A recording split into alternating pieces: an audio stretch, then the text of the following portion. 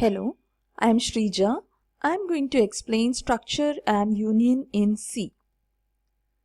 What is a structure? Structure is a heterogeneous collection of elements. Heterogeneous means different types of elements. Structure is a method for packing data of different types. When we want to represent a collection of data items of different types using a single name, their structures can be used. It can be used to represent a set of attributes such as student name, roll number, marks, etc. So these are of different types. Types means data type difference will be there. Student name will contain characters, roll number may contain numbers, marks also numbers. So all this, but we want to put together as a one unit. So in that case, structure will be useful. How we declare a structure? The format or the syntax for declaration of a structure is we need to use a struct keyword, then tag name, that is the name which we want to give to the structure, and within curly braces and semicolon we should give the names of members which we want to put under a particular structure. And the syntax for giving the member names will be the data type of the member and the name of the member. Same way, as many members we want to put it is possible.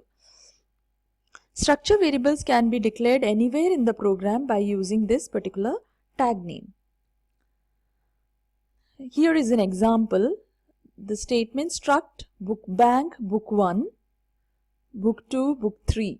So here book bank is the name of the structure, struct is a keyword, and these are book 1, book 2 and book 3 are variables.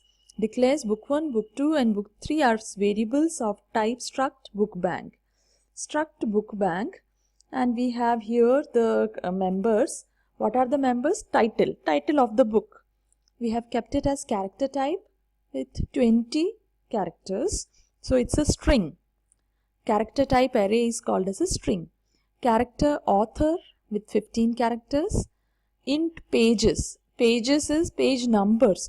Total number of pages, so it will be an integer value, and price of the book, it will be a float value. So all this we have put together under one unit, that is a struct book bank. Now outside this we are creating three variables of this particular type. Here each one of these variables has 4 members. Defining a structure. Members of structure themselves are not variables. They do not occupy any memory until they are associated with the structure variables. That means in the previous slide, the book 1, book 2, book 3 will be occupying memory, not the variables author, price, etc.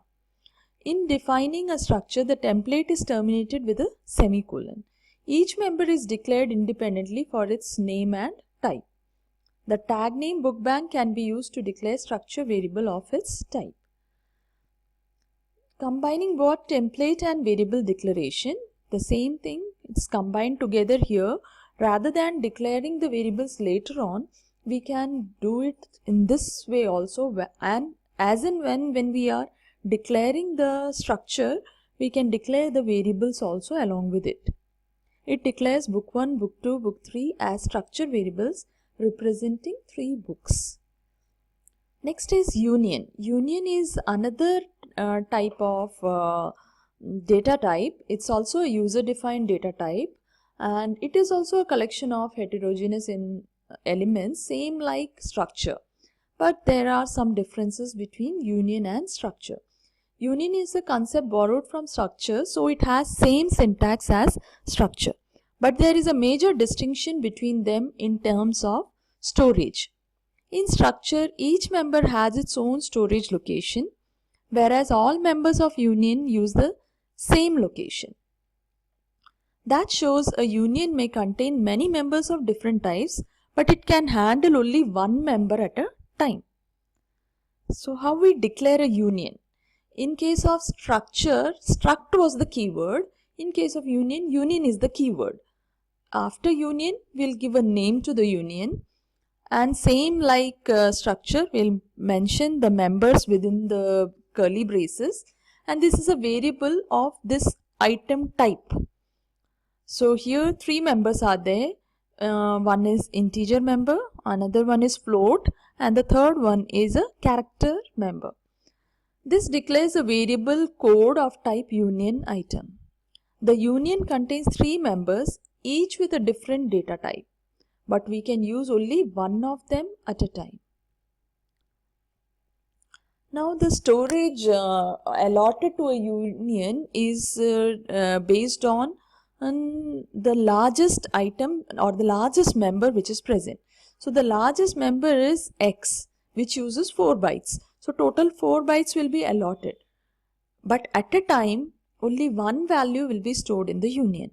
So if X is stored, we can't have C and M. If C is stored, we can't have M and X. So it will be likewise. But all of them will use the same memory location from 101 to 103. 100 to 103. But the thing is, only one member will be present at a time. The compiler allocates a piece of storage that is large enough to hold the largest variable type in the union. Here member X requires 4 bytes, which is the largest among the members. These are some resolution spot questions.